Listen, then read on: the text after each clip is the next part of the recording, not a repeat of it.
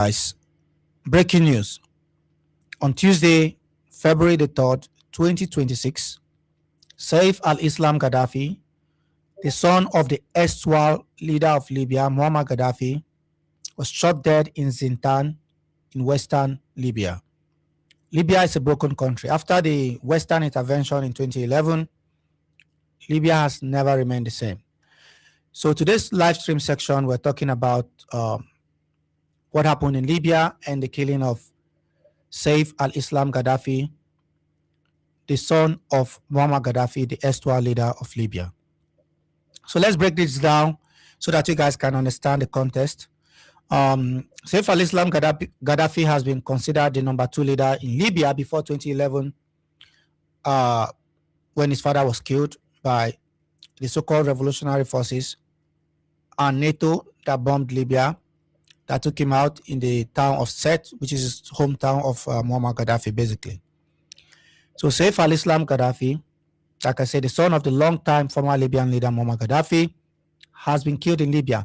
Now, Ahmed Khalifa is the one that broke this story earlier on, and there are other news outlets as well that you can find out. An Al Jazeera Arabic correspondent in North Africa said on Tuesday that Gaddafi is believed to have been shot dead and killed in the western Libyan city of Zintan, where he was based for over 1 decade. Well, since 2011 to 2016, he was based in Zintan. And I'll give you a background of Saif al-Islam Gaddafi. He's 53 years old, and the killing was confirmed by his political advisor, Abdullah Othman, but the exact circumstances of his death remain unclear.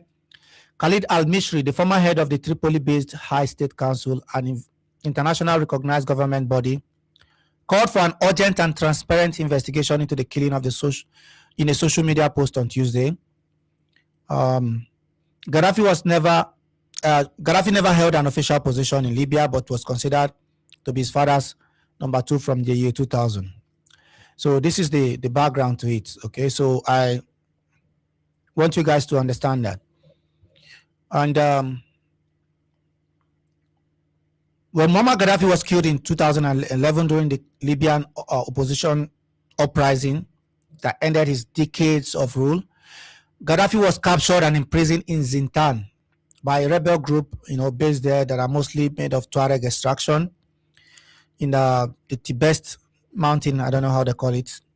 So he was basically captured and imprisoned in Zintan in 2011 after attempting to flee the North African country following the opposition's takeover of Tripoli. He was released in 2017 as part of the general pardon. Of course, he was released in 2017. Now, what prominent role did he serve? If you look at his background, Western educated, well-spoken man, Gaddafi presented the progressive face of the Libyan regime run by his father. He played a leading role in a drive towards modernity, quote unquote, meaning Western modernity, and to repair Libya's relations with the West beginning from the early 2000s, because he schooled in the West. He received a PhD from the London School of Economics and Political Science. In 2008, with his dissertation looking into the role of civil society in reforming global governance. So he's Western educated, he has a pedigree, a background, because he schooled in the West, and he was calling for the government in Libya to Westernize, to be more closer to the West, even arguing, and if you look at what led up to the standoff between the West and Libya, the fact that Gaddafi was looking to build nuclear weapons and stuff like that. And, he was, advised to shun them so that they can normalize ties with the West. And we have seen this before, countries that have tried to do this, you normalize with the West and eventually the leader is kicked out. Gaddafi remained prominent throughout the violence that gripped the country in the wake of the Arab Spring. Speaking to Reuters news agency in the time of the popular uprising in Libya in 2011, he said, "We will fight here in Libya, we will die here in Libya." He warned that rivers of blood will flow and that the government will fight to the last man and woman and bullet. So this is the position of Saif al-Islam Gaddafi. He warned that if the West continues with the attempt to remove Muammar Gaddafi that this will happen, that there will be rivers of blood. All of Libya will be destroyed. We will need 40 years to reach an agreement on how to run the country. I mean, if you look at it, it's not wrong. 40 years. If there's anything he said that is wrong, I want you to point it out. He warned about the violence that will emerge as a result of this attempt by the West to again westernize. And this is why when I make my case about Iran, not everybody wants to hear it, because people have like different ideas on what they believe should be done when it comes to Iran. If you look at what they did in Libya, you say you have this dictator, this tyrant there, but what you have done is that you have replaced him with different warlords that run different areas in Libya, which Saif al-Islam Gaddafi warned around 2010 and 11, that if this happened, there'll be rivers of blood. Of course, we've seen rivers of blood in Libya, and of course, we have seen the disintegration of the state in Libya.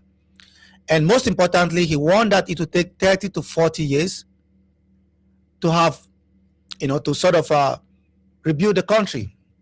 Well, we're on track. We're on track for that. Maybe not 40 years, or maybe it could be more than 40 years, because this is like 14, 15 years already after the overthrow of the Libyan leader, Muammar Gaddafi. So we're almost close to midway of, his prophecy, if you like. Because today everyone wants to be president or emir, and everybody wants to run the country, he said.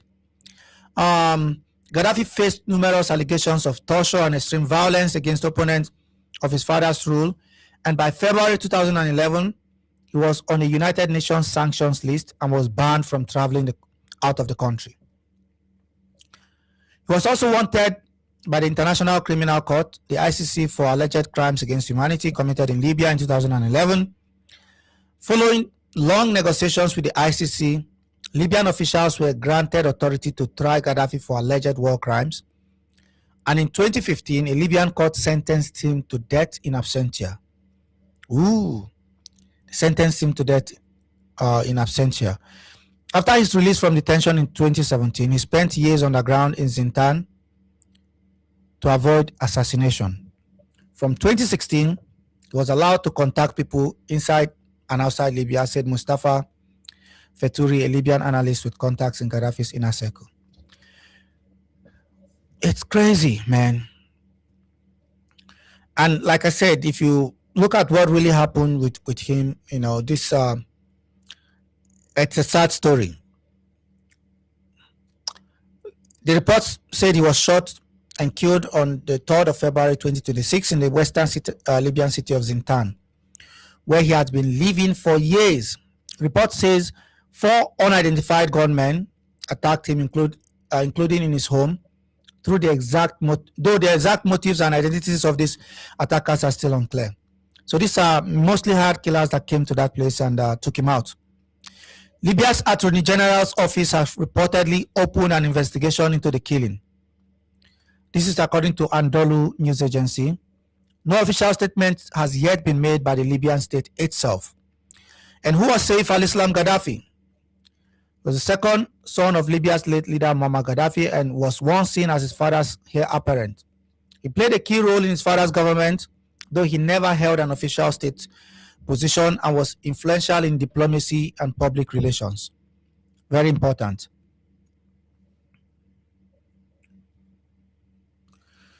In 2015, he was sentenced to death in absentia by a Libyan court for his actions during the civil war, a sentence that was controversial and never enforced amid Libya's political fragmentation.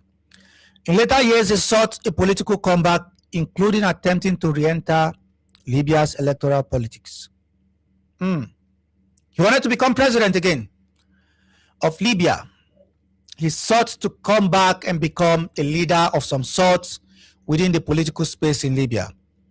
So it's not just about, look at what this guy have gone through.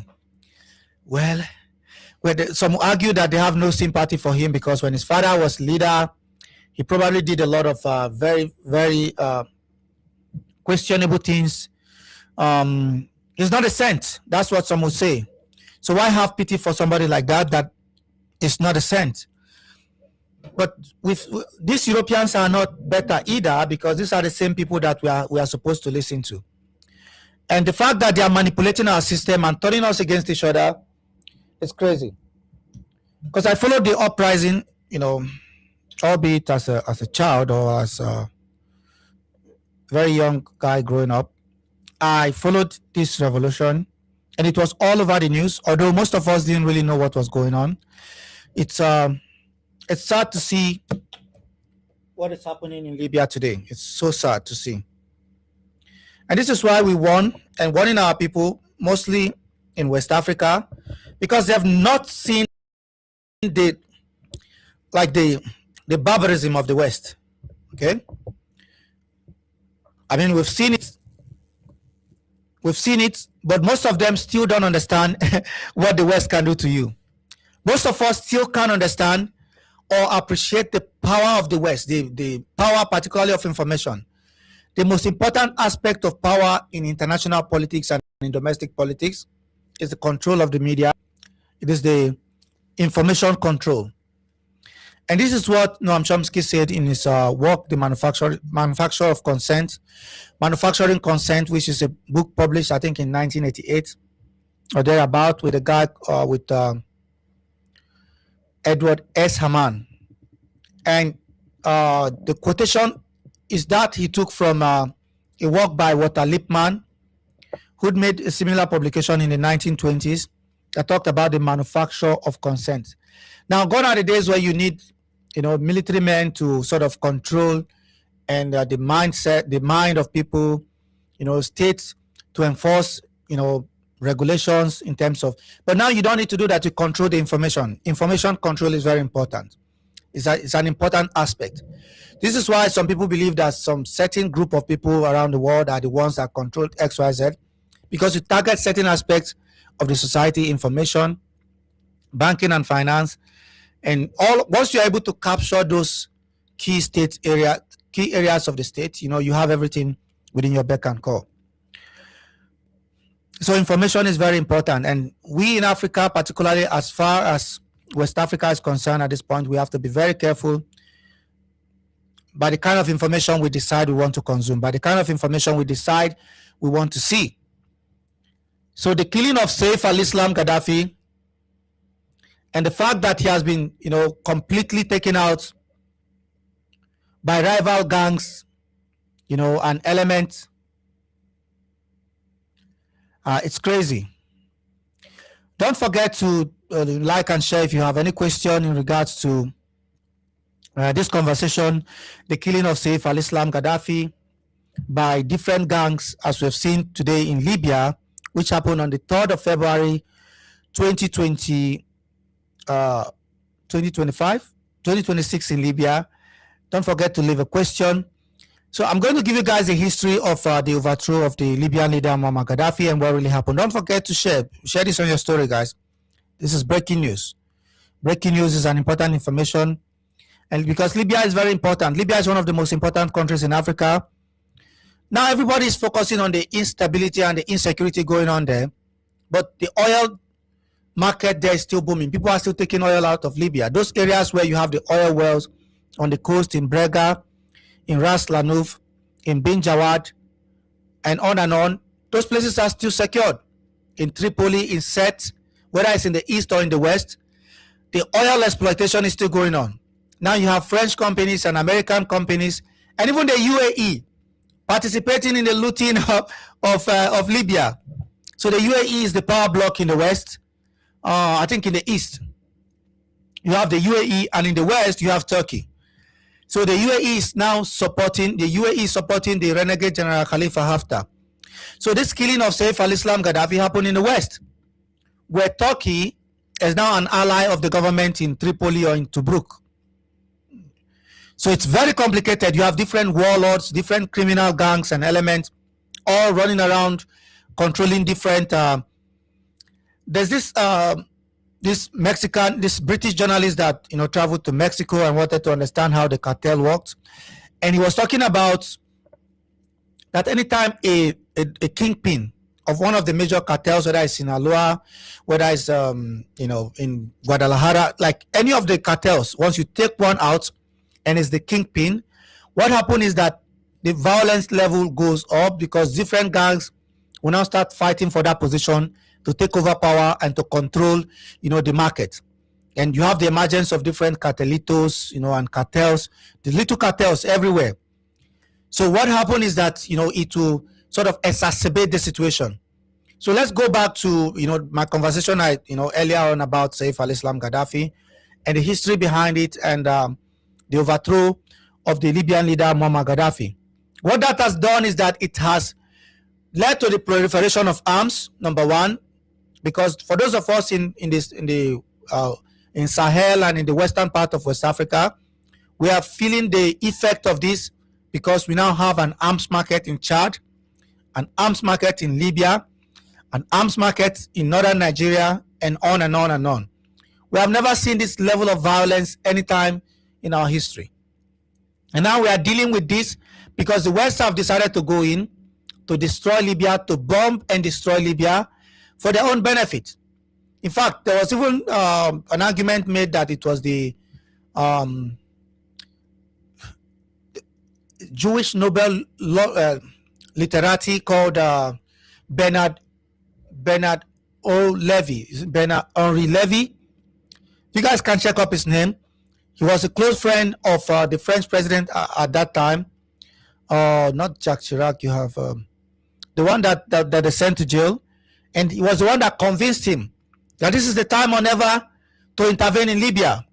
This is the time or never to do what is best for France, because if I show you the map and you see what is really going on in that corridor, Libya is very important, particularly in the western part of the Mediterranean. And because of the importance of Libya in the Western Med, what has happened is that the French, by the way, let's not forget that France is claiming, what do you call it? A large chunk of the Western Mediterranean and also some parts of, North Africa in terms of our water, in terms of the maritime areas, because of the abundance of gas there. And so is Turkey. Both of them are claiming exclusive economic zone. So if for those of you that are knowledgeable about law of the sea, and this have led to the standoff between Turkey and France on so many occasions. In fact, if you're familiar with the law of the sea, there's a particular incident that involved the French Navy and the Turkish Navy, and we've had this. So these guys are fighting over the maritime routes. They are fighting over gas reserves. And we have abundance of it on the coast of Libya. We have abundance of oil reserves on the coast of Libya and Algeria. And the French were in Algeria for over 130 years. So now that they've been driven out, they're looking for every bit of weakness on the continent. They're looking for every bit of weakness anywhere they can find it, so that they can exploit it, so that they can take advantage of it. So this is the situation that we have found ourselves. So for those Africans, again, I reiterate, that are dancing and jumping from the sky and talking about, oh, this is the time or never to destroy Libya. This is the time or never to come to Nigeria and sort of this is the time. Is the annals history now? Let's move on. So this person is saying he's in the annals of history now. Let's move on. Okay, well, you're saying that we are not supposed to care about Saif al-Islam Gaddafi and we move on. But the situation in Libya is still the same. It has not changed. And Saif al-Islam Gaddafi also told us that if the West comes to Libya with the intention of destroying Libya to benefit themselves, there will be rivers of blood. And the message was not just to the West, it was also to the Libyan people that have been divided and fragmented on ethnic basis, on different sort of affiliations, seeking different interests, and thinking that the destruction of Libya by removing Gaddafi is going to be to their benefit. Well, some people have benefited and profited from it. But look at the situation today. Has it improved? Has it changed significantly? Has it benefited anybody? Absolutely not. And if you look at what happened with the capture of Saif al-Islam Gaddafi during that battle of, of Zintan, is that how they call it? He was captured by the Tuaregs. And the Tuaregs, again, some people say, oh, don't say anything about the Tuareg and the Amazigh people. Some of them are also very stubborn. They are very stubborn, and they have accepted. Some of them have actually gone to the extent of accepting weapons and supplies from the West to create problems, like we saw in the northern part of Mali, like we're seeing in Niger today in Aer Nazowak. Okay, with people like Rissa Ejibaola.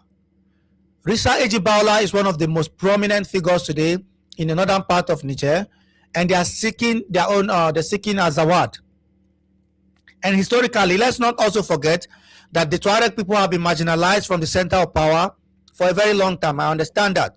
But if you also if you trickle down and understand what is going on, the French and the West and the Europeans have always used this division within African societies to play this game of divide and rule. If you are not from Africa, you not know a lot about the Tuareg and the Tubu people and the Difa Arab. There are so many different groups and ethnic groups, and it's a mosaic of different groups in that part of Africa, in the southern part of Libya, in the some part of the eastern part in the western part of Libya, in the southern part of Algeria, in the northern part of Nigeria.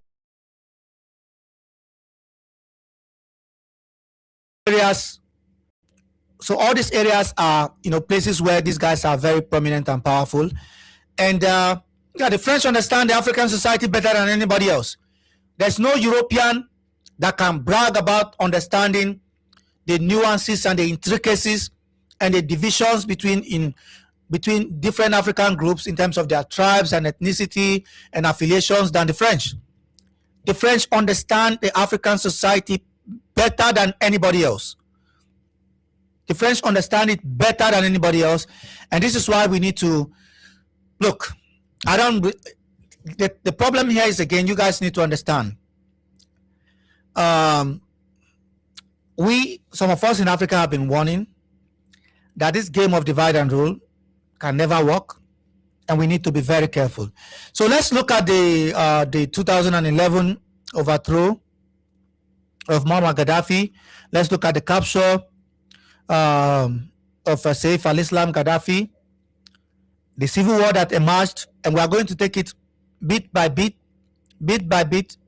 petit tapeti. Is that how you say it in French? Yeah, little by little, so we can understand. So the uprising, the Arab Spring, actually started in Tunisia when a street vendor called Mohamed Bouazizi was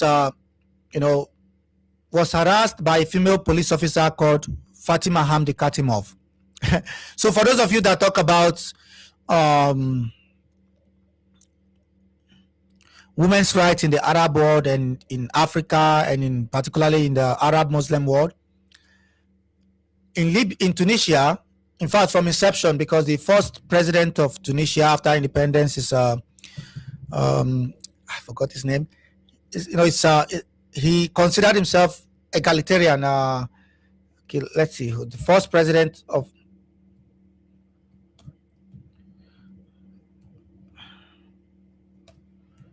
Tunisia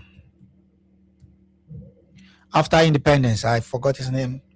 Habib Bourguiba. The name is Habib Bourguiba. So after independence, in 1957, Habib Bourguiba became the first, independent president of Tunisia. And because he is worldly, he has schooled in France. He considered himself egalitarian. He encouraged women to join politics. Tunisia is one of those countries where women are not really forced. So basically, and now what we are seeing is the opposite of that. Kaif Said is rooting out everything that Habib Bourguiba did for the country, which Zine Abedin Ben Ali continued on. Okay, Zine Abedin Ben Ali also stayed in power for a very long time, and so Kaif Said now is heavily Islamizing the country and bringing back, whatever you guys think they are doing in Iran or Saudi Arabia. It's the same thing that Kaif Said is doing there, on top of the attempt to root out black people. But this is not the reason why we are here to have this conversation today. Let's go back to the Libyan civil war.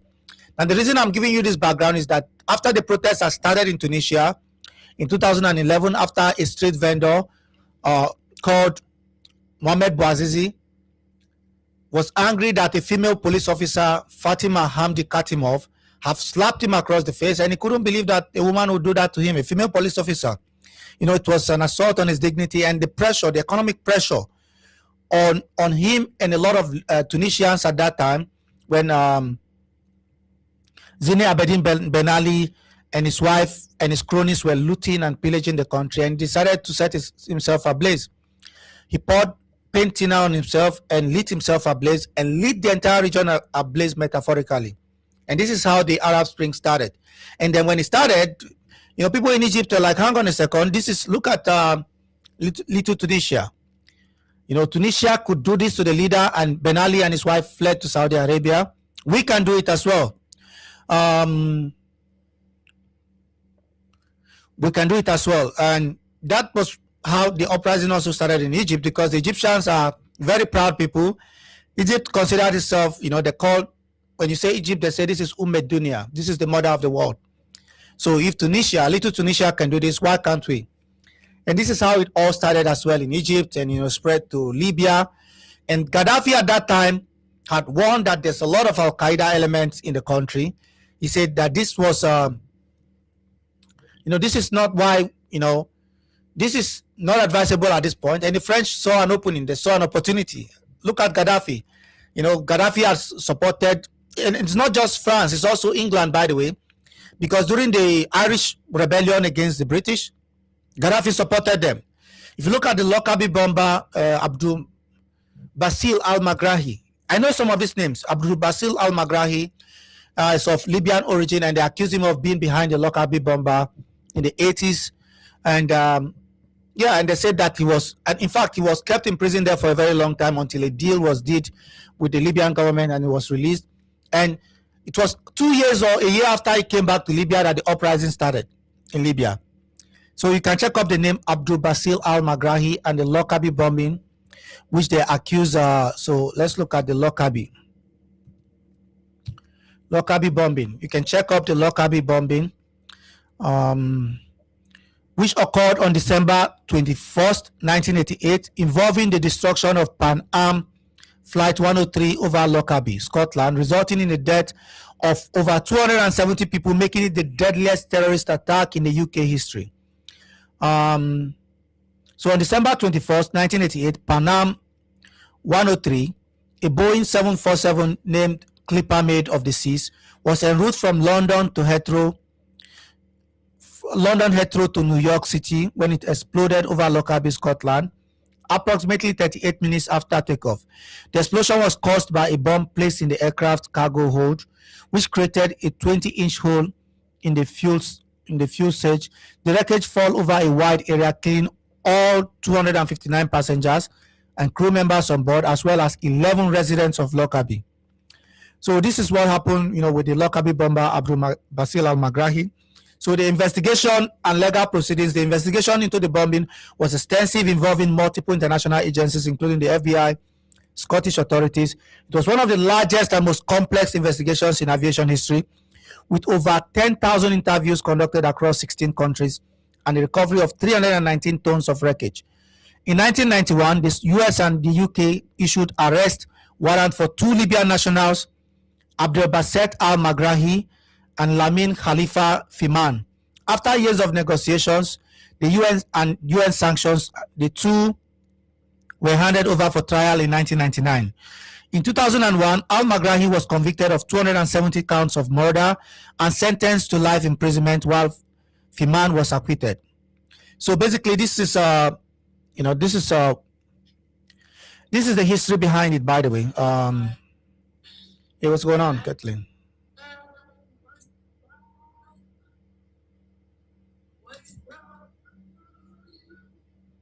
Let's go.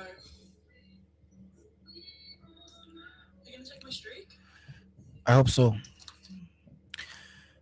Yeah, so like I said, it was because of that and other issues that the Libyan leadership had with, in most of these Western countries that sort of encouraged them. They said, this is the opportunity to take him out. And that's how they came to Libya.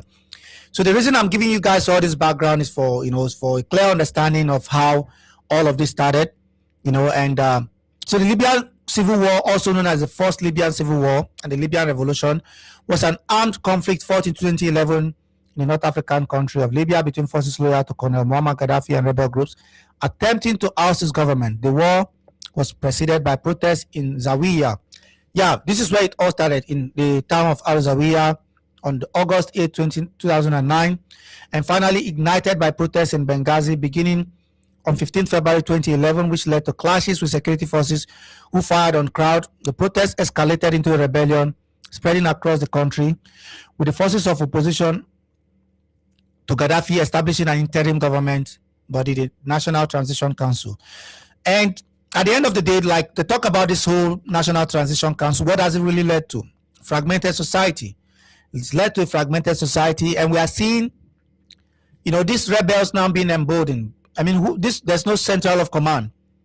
Now you have on the eastern part, on the eastern part of Libya, you have forces loyal to renegade General Khalifa Haftar in Benghazi, and then in Tripoli you have other forces which is supported by Turkey.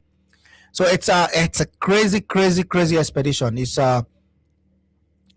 is what we need to take a look at. So NATO decided the bombing campaign, imposed a no-fly zone on Libya, and came in and bombed the country. And all the promises they made of making Libya a better place, of democratizing Libya, of removing the rights of or stripping away Islamic Sharia law from the country, and so on and so forth. All of that has not materialized. What we have seen today is Libya getting sunken down into chaos with different rebel groups and jihadist groups and different warlords controlling different parts of the country. And I mean, people talk about migration to Europe and how that has affected Europe and so on and so forth. It's the destruction of Libya. The destruction of Libya have led us to this point where people are now saying, what have we done to Libya? And all those people that gave those wonderful advice at that time and gave us 10 million reasons why they should invade and intervene in Libya, we're not seeing them today. They say, oh, well, you can't blame us. We have seen release from the Epstein file, how they were planning to share the loot in Libya, how they had a plan beforehand and say, which country can we go to and take out more gold? So this guy is sinister. You see it. The classified document with Hillary Clinton laughing and saying, oh, we went there, we saw and we unalived him and took his head. These are the people we are dealing with. So anytime the West come and then use the back channel to give you this sort of messaging about their good and benign reasons of going and intervening in any country, why should anybody accept it? I don't think we should accept it. I don't think anybody should accept it. And we have seen that already with the taking out of Saif al-Islam Gaddafi. Thank you so much, guys. Don't forget to like and share. If you have not subscribed to our YouTube, Savak Media Network is the YouTube channel. We're available across all platforms as well. If you're watching this video on YouTube, don't forget to leave a comment, share this video to different groups, and